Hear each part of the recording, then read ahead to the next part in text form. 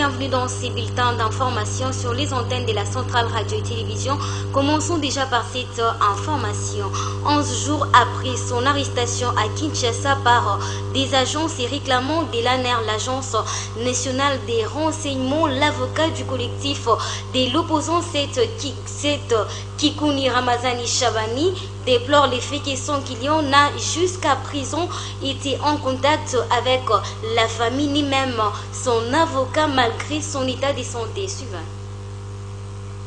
D'un cran chez les partisans de l'opposant Seth Kikouni et sa famille. Après les rumeurs de cet homme politique et président du parti politique PIST, toute sa famille émet ses craintes sur sa vie au regard de quelques pratiques physiques et techniques qui seraient exercées sur lui pendant sa détention. L'avocat du collectif Seth Kikouni a relevé en outre que face à cette situation, la famille n'exclut pas la possibilité de saisir la justice tant nationale qu'internationale contre les responsables de l'ANER pour séquestration et arrestation arbitraire de ces derniers. Il convient de rappeler que l'opposant Seth Kikouni a été arrêté le lundi 2 septembre à Kinshasa par les agents se réclamant de l'ANER. Les causes de son interpellation ne sont toujours pas élicites au grand public. Depuis lors, l'opposition congolaise crie à la dictature, bien soutenue par les régimes de Tshisekedi, de Moïse Katumbi, en passant par Matata Mponyo. Tous demandent sa mise en liberté. Selon eux, Seth Kikouni n'a fait qu'interpeller le devoir du régime en place envers sa population.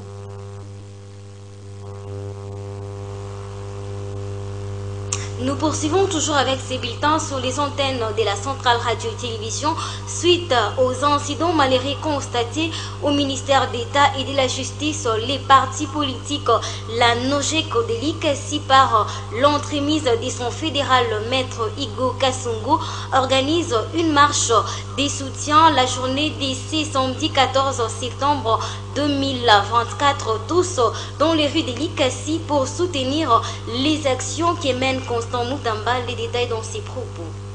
On est de ce samedi 14 septembre. C'est une journée que nous devons montrer que nous sommes derrière les jeunes ministres.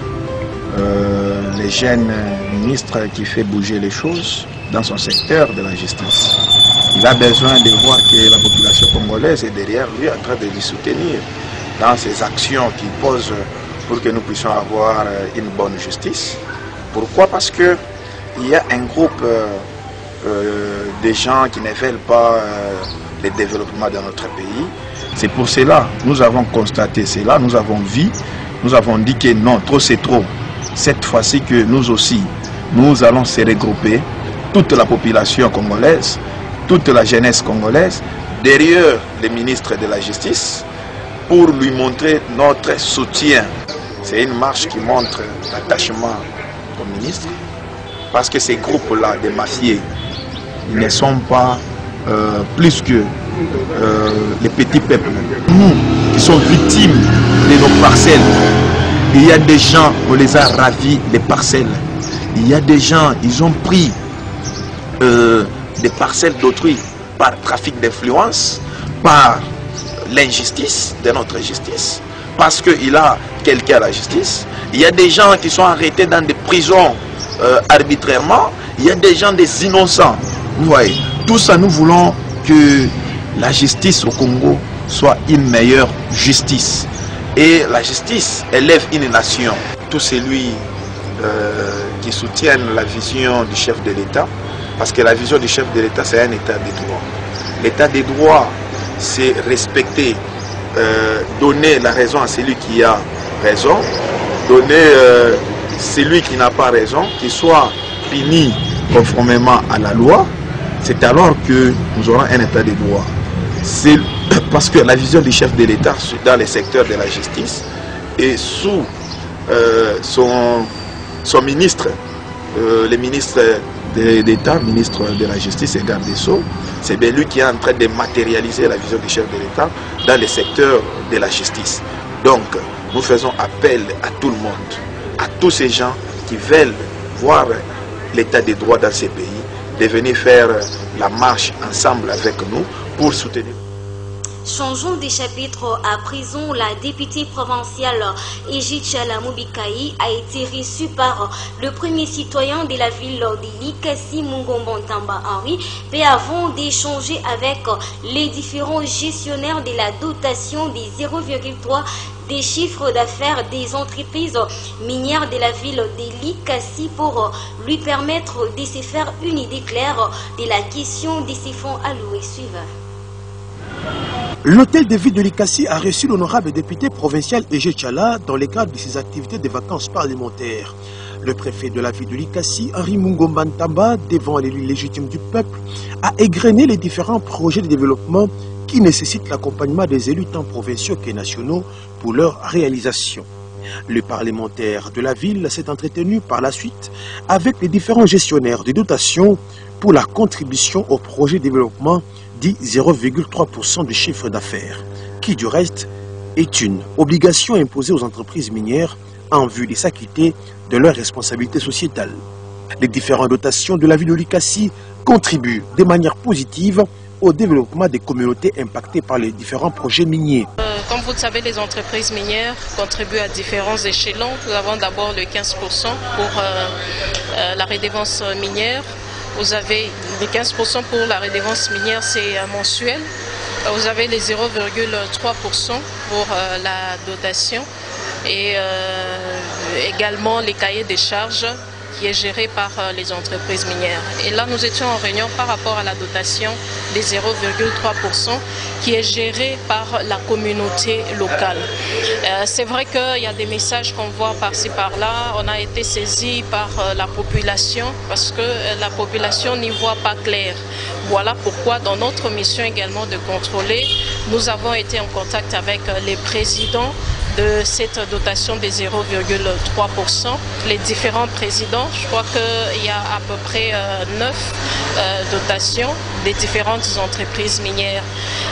Il fallait qu'on puisse comprendre d'abord les fonctionnements et la composition et même les projets qui ont été retenus parce que les projets sont proposés par la communauté. Pour une richesse distributive, la population angolaise devra jouir pleinement de ces richesses, telles et le vœu du chef de l'État, Félix Antoine Tshisekedi Tshilombo.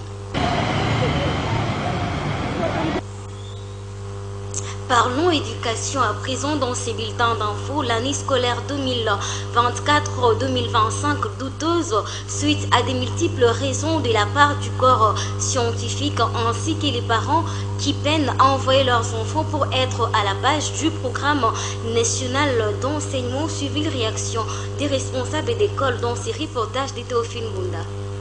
C'est depuis le lundi 2 septembre 2024 que les différents établissements scolaires de la RDC ont accueilli les nouveaux et anciens écoliers selon les calendriers du ministère de l'EPST. Une semaine après la reprise des cours, la situation n'a pas progressé dans certaines écoles de la montagneuse ville de Likasi. Plusieurs responsables et enseignants espéraient voir un changement, mais hélas, ces grands vides qui s'observent dans certaines écoles, une salle qui peut contenir plus de 20 élèves, la réalité sur terrain est tout autre. C'est avec ces nombres réduits que les enseignants dispensent les cours, tout en faisant les yeux doux aux parents de respecter leur engagement. Un responsable d'une institution de la place supplie ces derniers à envoyer leurs enfants pour ne pas perturber le programme national.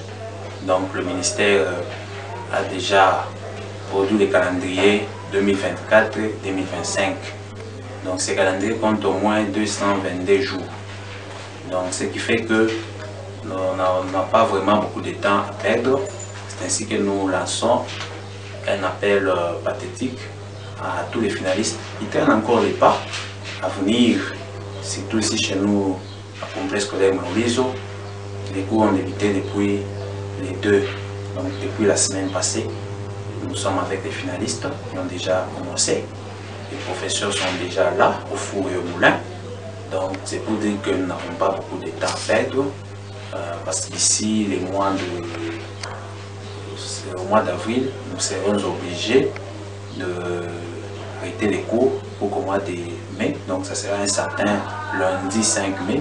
La même grippe sévit à l'école Les Baobas. Les directeurs de cet établissement réitèrent le même SOS. Ça va, merci les journalistes. Vous savez, là nous voulons peut-être dire aux parents de faire trop attention, de ne pas beaucoup plus se fier aux ondits.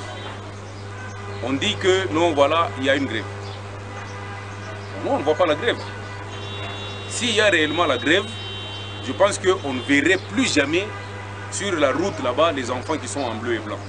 Il y a des écoles qui sont en train d'étudier, telles que les écoles privées. Les écoles privées étudient. Même les écoles officielles. Quand vous allez au collège, c'est une école officielle, ils sont en train d'étudier. À Moussofi, à Ouzima, ils sont en train d'étudier. Les parents doivent faire très attention, ne pas garder les enfants trop longtemps à l'école. Les inscriptions ont été dites, ce sont des inscriptions qui sont gratuites. Vous passez seulement à l'école, vous inscrivez votre enfant. Mesdames et messieurs, c'est par cet élément que nous mettons un point final à ces bulletins d'information sur les antennes de la centrale radio et télévision. Merci de nous avoir suivis, surtout restez accompagnés de nos programmes. Vous informer, c'est notre devoir. Au revoir.